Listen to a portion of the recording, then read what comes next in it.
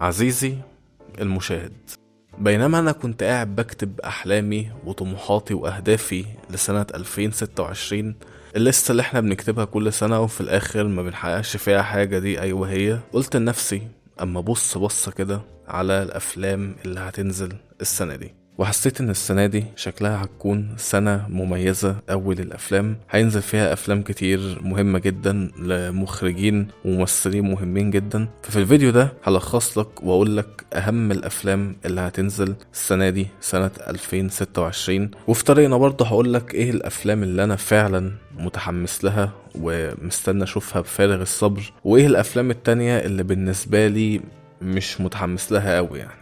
ومعلش اعذرني، انا عارف ان انا جاي متأخر شوية، يعني خلاص شهر واحد خلص، فهنبدأ الليستة دي من اول شهر 2.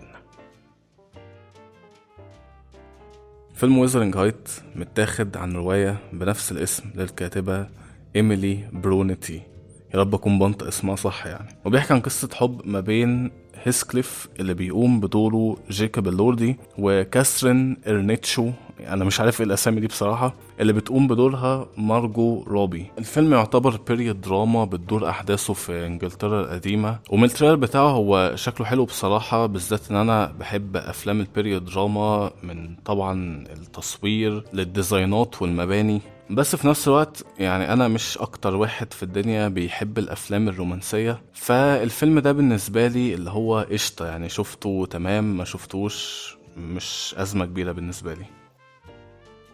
فيلم انيميشن لشركة سوني بيحكي عن ويل، وده معزة صغيرة نفسه يبقى لاعب لرياضة اسمها رور بول، اللي هي تقريبا يعني تعتبر الباسكت بول في العالم الحيواني بتاع الفيلم ده. بس الرياضة دي بقى بتتطلب ان انت تكون حيوان كبير وطويل وقوي جسديا، واللي ملاحظينه يعني في ويل ان هو مش طويل ولا قوي جسديا ولا حاجة، هو معزة صغيرة يعني. فبيجيله فرصة ان هو ينضم الفريق في رياضة الرور بول دي، وبالرغم ان زمايله مش متقبلينه ولا متقبلين حجمه الصغير ده، الا ان بالرغم كل ده هو بيحاول يثبت نفسه بينهم ويحقق حلمه. يعني الفيلم شكله حلو بصراحة من ناحية الانيميشن بتاعه شبه افلام سبايدر فيرس اللي هي اصلا بتاعت سوني، نفس شركة الانتاج اللي عاملة فيلم جوت. واللي بيقوم بدور المعزة واللي هو كيلوب ماجلوفن، اللي هو بيقوم بدور لوكاس في مسلسل سترينجر سينجز. واحد من الاداءات الصوتية فيه برضو هو ستيفن كاري، لاعب الباسكت المشهور بره، ودي اكتر حاجة محمسة الناس بره عموما للفيلم ده، ان هو فيه ستيفن كاري بيقوم بفويس اوفر فيه. الفيلم بيتكلم على راجل بيقول ان هو جاي من المستقبل، اللي بيقوم بدوره سام روكويل، بيظهر فجأة في مطعم في لوس انجلوس وبيحاول يجمع مجموعة من الناس العشوائيين ويقنعهم ان هم يساعدوه في ان هو ينقذ العالم من ذكاء اصطناعي. فيلم شكله رايق بصراحة، اللي هو حاجة اكشن كوميدي كده خفيفة، واسمه روش جدا يعني، ومن اخراج نفس المخرج اللي عمل اول جزء من افلام Pirates of the Caribbean.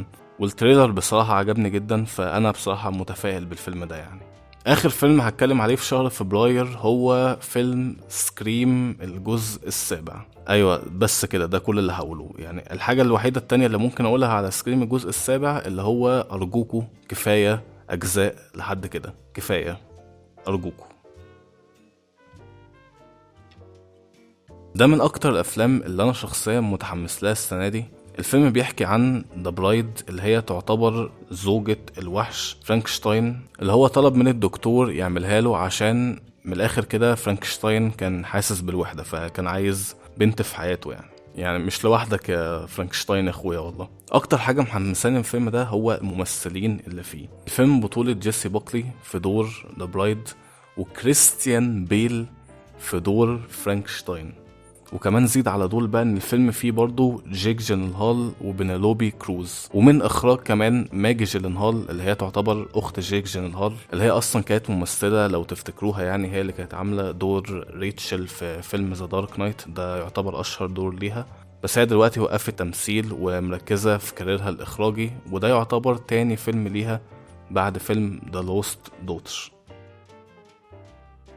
فيلم تاني من اكتر الافلام اللي انا متحمس ليها السنه دي من بطوله راين جوزلينج، والفيلم بيتكلم على روايه بنفس الاسم اللي هي بروجكت هيل ماري. انا شخصيا ما قريتهاش بصراحه، بس يعني اسمع عنها كل خير والناس بتقول ان هي حاجه جامده جدا. يعني الفيلم بيتكلم على مدرس علوم عادي جدا، فجاه في يوم من الايام بيصحى بيلاقي نفسه على سفينه فضاء بعيده عن الارض بمليارات الاميال، وبيصحى وهو فاقد ذاكرته ومش فاكر اي حاجه عن هويته الشخصيه ولا ان هو ازاي وصل هنا. وهو بيستعيد ذاكرته تدريجيا بيكتشف انه في مهمة لانقاذ كوكب الارض من كارثة بتهدد الشمس انها تطفي. فحرفيا البشرية كلها معتمدة عليه دلوقتي، فهو لازم يتصرف في حاجة زي كده. فلازم بقى ان هو يستخدم معرفته بقى العلمية وافكاره وكل الكلام ده ان هو ينقذ البشرية من الانقراض.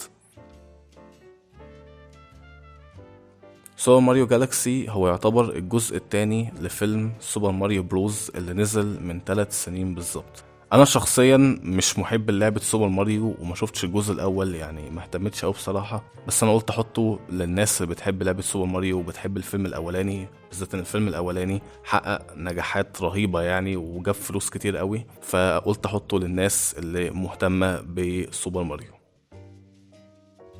تخيل معانا ان احنا عندنا دلوقتي 2 مخطوبين خلاص فاضل اسبوع تقريبا على فرحهم، وهم علاقتهم سعيدة جدا وبيحبوا بعض جدا وكل حاجة حلوة جدا جدا جدا. تخيل بقى ان قبل الفرح نفسه ب3 ايام بتظهر حاجات كده غير متوقعة بتأثر على علاقتهم السعيدة وعلى حياتهم بشكل عام. أنا عارف إن دي مش أكتر قصة مثيرة للاهتمام في الدنيا، وأنا زي ما قلت لك أنا واحد أصلا ماليش في الأفلام الرومانسية أوي يعني، ولكن اللي خلاني أحط الفيلم ده إن هو من بطولة روبرت باتنسون وزندايا، وأنا شخص بحب روبرت باتنسون جدا، والأهم إن هو من إنتاج شركة A24 اللي أنا بعتبرها أحسن شركة إنتاج أفلام شغالة دلوقتي. الشركة دي نادرا نادرا ما بتخيش. اي فيلم تلاقي في اوله اللوجو بتاع شركة A24 اعرف ان انت هتشوف عظمة من الاخر يعني، وخدها مني. الفيلم ده مهم جدا جدا جدا بالنسبة لي. الفيلم ده يعني لي كتير قوي والله. انا واحد حرفيا بعشق مايكل جاكسون، زي ناس كتير قوي من مختلف الاجيال كلنا كبرنا على اغانيه حرفيا. وانا دايما كنت بسأل ازاي لحد دلوقتي ما اتعملش فيلم بايوجرافي للراجل ده، والراجل ده حرفيا تقريبا يعتبر من اهم واكتر الناس اللي معروفة في تاريخ البشرية عموما يعني. وعلى قد ما انا متحمس للفيلم ده، على قد ما انا قلقان ان الفيلم ده في الاخر ما يظبطش. الفيلم بطولة جعفر جاكسون او يعني جعفر جاكسون، ايوه هو اسمه جعفر، وده يبقى ابن جيرمين جاكسون اللي هو يبقى اخو مايكل جاكسون شخصيا. والتريلر بالنسبه لي حلو ومحمس، ولكن اول مره شفته ما حسيتش ان انا مقتنع قوي بشكله هو كمايكل جاكسون لحد ما شفت الصوره دي نزلت من كام يوم. الصوره دي بالذات لو وريتها لاي حد وقلت له ده مين هيقول لك مايكل جاكسون، مش هيعرف ان ده جعفر جاكسون لابس زي مايكل، لا هو هيقول لك ان ده مايكل جاكسون. الصورة دي زادت حماسي حرفيا مليون مرة للفيلم ده، واتمنى ان الفيلم ده يدي للراجل ده ولو ربع حقه حتى. الجزء التاني من فيلم The Devil Wears Prada اللي نزل من 20 سنة تقريبا، انا بصراحة مش من محبين الجزء الاول ولا من محبين حوار ان احنا ننزل اجزاء تانية لافلام نزلت من قديم الازل يعني. الموضوع ده اتكلمت عنه في فيديو هتلاقيني حاططهولك في الاي فوق عن فشل معظم الاجزاء التانية، وان شركات الانتاج بتحلب افلام قديمة اتعمل لها اجزاء من قديم الازل، فيلا نعمل جزء تاني دلوقتي يعني. وحاسس ان الفيلم ده هيبقى كده بصراحة هو كمان، ولكن للناس اللي مستنية الفيلم ده ولمحبين الجزء الاول اتمنى ان هو يعجبكم يعني. اهو ده بقى فيلم انا مهتم بيه بجد. انا واحد بحب ستار وورز جدا، وده اول فيلم ينزل لستار وورز من 2019 من ايام رايز اوف ذا سكاي ووكر اللي هو ما كانش احسن حاجة في الدنيا يعني. وده ماندالوريان يعتبر بالنسبة لي تقريبا هو احسن حاجة ديزني عملتها بفرانشايز ستار وورز دي، فانا بصراحة متفائل بالفيلم ده ومستنيه بفارغ الصبر. قصة الفيلم ده تقليدية بصراحة عن اكتشاف وجود حياة خارج الأرض وتأثير الاكتشاف ده على البشرية نفسها. هتقولي أمال انت حطه ليه أو متحمس ليه؟ هقول لك ان الفيلم ده من اخراج واحد من اعظم مخرجين التاريخ، ستيفن سبيلبرج، اللي عمل افلام زي جاز وسيفنج برايفت رايان وكاتش مي اف يو كان وشندرز ليست، وعمل افلام خيال علمي كتير قوي جامده زي اي تي وجراسيك بارك وماينوريتي ريبورت واي اي وكلوز انكاونتر اوف ذا ثيرد كايند وريدي بلاير 1. فالراجل ده اسطوري حرفيا، عمل افلام في كل حاجه، بس بالذات برضو الخيال العلمي ده هو لعبته، فانا متحمس للفيلم ده بشكل مش طبيعي يعني.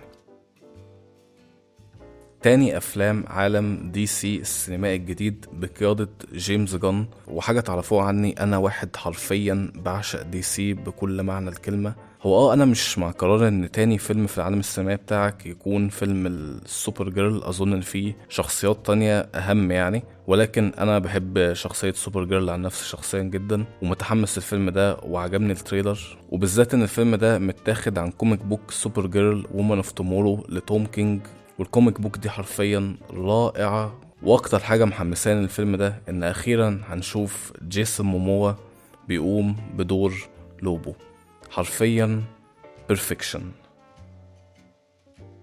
ايوه انا عارف ان السلسله دي كان المفروض تخلص في الجزء الثالث، وعارف ان الجزء الرابع ما كانش ليه لازمه قوي، والجزء الخامس نفس الكلام ملوش لازمه هو كمان، وانا عارف ان ديزني وبيكسار عمالين بيحلبوا في السلسله دي وهيفضلوا يحلبوا فيها دايما، لكن هبقى كداب بصراحه لو قلتلك ان انا مش متحمس الفيلم ده.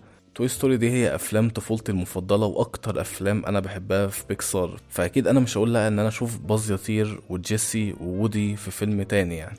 يا رب بس يظبطوه ويطلع حلو، ده كل اللي انا بتمناه. ما تسألنيش ليه ديزني هتعمل فيلم لايف اكشن لموانا، بصراحة انا تعبت من ديزني وحواراتها يعني والهبل اللي هم عمالين بيعملوه ده. يعني فيلم نازل ما بقالوش 10 سنين والجزء التاني نزل حرفيا من سنتين، ويعني هم كمان اعلنوا على ان هيبقى فيه جزء تالت، ففي النص تعمل فيلم لايف اكشن للجزء الاول، يعني واضح جدا انتوا عندكم قصة مختلفة تحكوها عن فيلم الانيميشن، مش عشان فلوس خالص يعني. واحد من أهم أفلام السنة، بل واحد من أهم أفلام العقد عموما، لا بل كمان واحد من أهم أفلام القرن ومن أهم الأفلام في تاريخ السينما. كريستوفر نولان واحد من أهم وأحسن المخرجين في تاريخ السينما، هيعمل فيلم عن واحدة من أشهر وأكتر القصص الأيقونية في تاريخ البشرية. في إيه تاني أنا ممكن أقوله؟ والله ما عنديش شك ولو 1% إن الفيلم ده إن شاء الله هيبقى حاجة عظيمة كالعادة من كريستوفر نولان. الفيلم الرابع لسبايدر مان توم هولاند في عالم مارفل السينمائي، يعني بصراحة عشان ما اكذبش عليك انا مش متحمس للفيلم ده قوي، يعني حاسه اتأخر قوي، الجزء الثالث كان نزل من 5 سنين تقريبا، حاسه جاي وقت غلط شوية قبل افنجرز دومزداي، بالذات ان احنا لحد دلوقتي مش عارفين هل توم هولاند هيبقى موجود في افنجرز دومزداي ولا هيبقى سبايدر مان توبي ماجواير زي ما في اخبار كتير بتقول. هو في تريلر اتسرب للفيلم ده من قريب والتريلر كان جامد بأمانة يعني، وفيلم من الاخبار يعني في ذا هالك وذا بانشر ومستر نيجاتيف وسيدي سينك في الغالب هتقوم بدور جين جراي على حسب ما المصادر برضو بتقول يعني، فحس ان الفيلم زحمة شوية على فيلم سبايدر مان، مش عارف بصراحة هيظبطوها ازاي يعني، بس خلينا نشوف يعني. هو انا عشان اكون صريح معاك انا مش واحد محب لسبايدر مان توم هولاند يعني قوي، يعني انا ما بحبش افلام هوم كامينج وفار فروم هوم، بس اكيد طبعا نو واي هوم كان حاجه مميزه، فخلينا يعني نستنى ونشوف ايه اللي هيحصل، اتمنى ان هو يبقى فيلم جامد. يعني مش عارف اجيبها لك ازاي، بس انا حرفيا ما لقيتش اي حاجه عدله نازله الشهر ده، فمعلش يا اخواتي هنسكيب شهر 8 مع بعض، معلش استحملوني.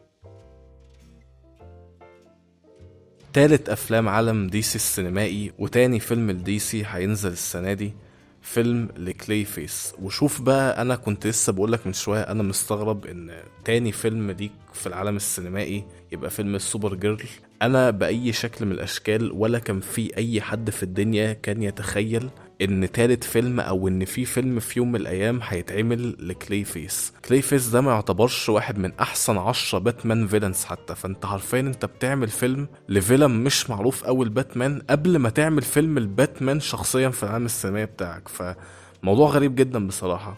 ولكن خدها مني، انا حاسس بنسبة كبيرة ان الفيلم ده هيبقى مفاجأة السنة كلها، وعندي اسبابي.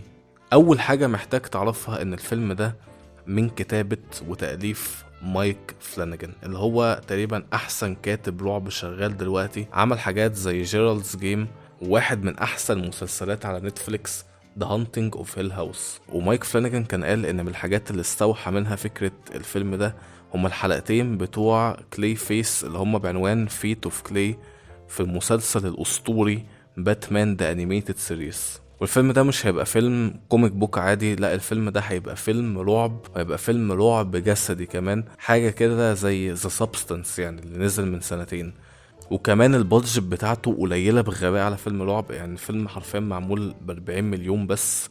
فشامم ريحة كده حاجة تبقى زي فيلم الجوكر. اسمع مني، انا متفائل للفيلم ده جدا يعني. انا مش من محب الافلام ريزيدنت ايفل قوي، ولا عمري لعبت اللعبة بصراحة، ولكن اللي محمسني للفيلم ده ان هو من اخراج زاك كريجر اللي عمل السنة اللي فاتت فيلم ويبنز اللي بالنسبة لي كان من افضل افلام السنة. فهو هيعمل ريبوت لقصة ريزيدنت ايفل دي في السينما، مش عارف بقى هيبقى عن طريق كذا جزء ولا جزء واحد، لكن انا متحمس للفيلم ده جدا عشان انا عارف قد ايه الراجل ده جامد في الرعب ويعرف يعمل فيلم رعب حلو. الفيلم ده بيشهد عودة واحد من احسن مخرجين جيله حرفيا، أليخاندرو جونزاليس إنياريتو، للسينما من تاني. آخر فيلم نزله كان من 11 سنة تقريبا. الراجل ده عمل أفلام زي أموروس بيروس وبابل وبيرد مان وذا ريفننت، فهو بقاله كتير أو ما نزلش أفلام، ويوم ما يرجع للسينما تاني يختار توم كروز ان هو يكون بطل فيلمه الجديد. انا عاجبني الميكس ده مع بعضه جدا، وده من اكتر الافلام اللي انا متحمس لها السنة دي. في فيلم جديد هينزل لكات اند هات انيميشن. بصراحة الفيلم اللايف اكشن القديم انا بترعب منه، كان بيجيب لي حرفيا كوابيس وانا صغير. الفيلم كان مريب وغريب، وشكل القطة كنت بحلم بيها بالليل اقسم بالله يعني. فانا جايلي تروما من الفيلم ده ومن اسمه ومن اي حاجة ليها دعوة بيه. انا جيت على نفسي وقلت احطه، لان لو شخص ما بيحب الفيلم القديم يعني ممكن يكون متحمس للفيلم الجديد، فاكون عملت معاه خدمة يعني.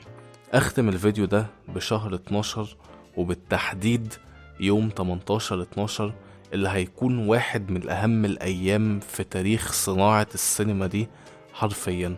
اليوم ده استقيل من وظيفتك، سيب صاحبتك، طلق مراتك، سيب شغلك، ابعد عن صحابك، سيب اي حاجة حواليك وفضي نفسك بالكامل ان انت تقعد في السينما اليوم كله.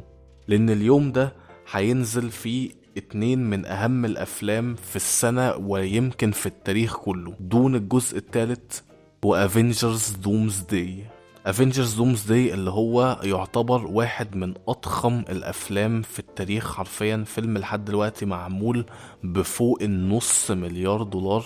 والفيلم ده هيبقى طوق نجاة بالنسبة لمارفل لو نجح بعد العته اللي بيعملوه في السنين الاخيرة ده. بالرغم ان انا في حاجات كتيرة مقلقاني من كمية الشخصيات اللي موجودة في الفيلم، لان الفيلم مبنالوش صح من الافلام والمسلسلات اللي نزلت قبله في عالم مارفل السينمائي، الا ان بكل تأكيد هيكون فيلم مثير جدا للاهتمام. فيلم هيجمع مع بعض الافينجرز والاكس مين بتوع افلام فوكس القديمه والفانتاستيك فور الجداد، والله اعلم بقى هيبقى فيه كام جزء تاني. فاتمنى يظبط يعني، برغم التحفظات الكتيره اللي عندي دي قبل ما الفيلم ينزل، لان الفيلم ده لو ما ظبطش ناس كتير هتفقد الثقه تماما في مارفل، وممكن اصلا ما يتفرجوش على فيلم سيكريت وورز اللي بعده.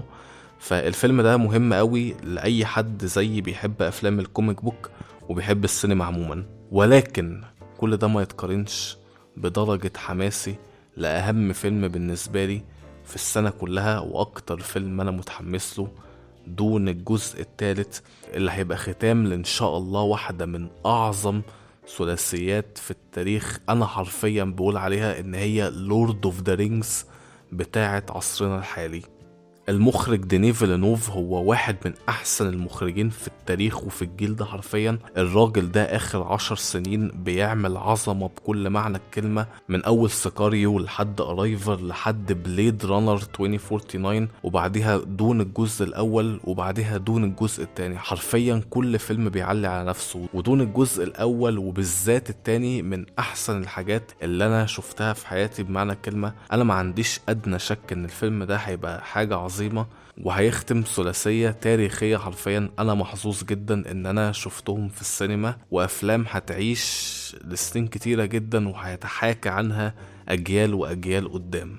وبس كده، ده كان فيديو النهاردة. يا ريت تقولي في التعليقات ايه الافلام اللي انت متحمس ليها السنة دي، احب اعرف القائمة بتاعتك. شكرا جدا على مشاهدتكم، واشوفكم في الفيديوهات الجاية.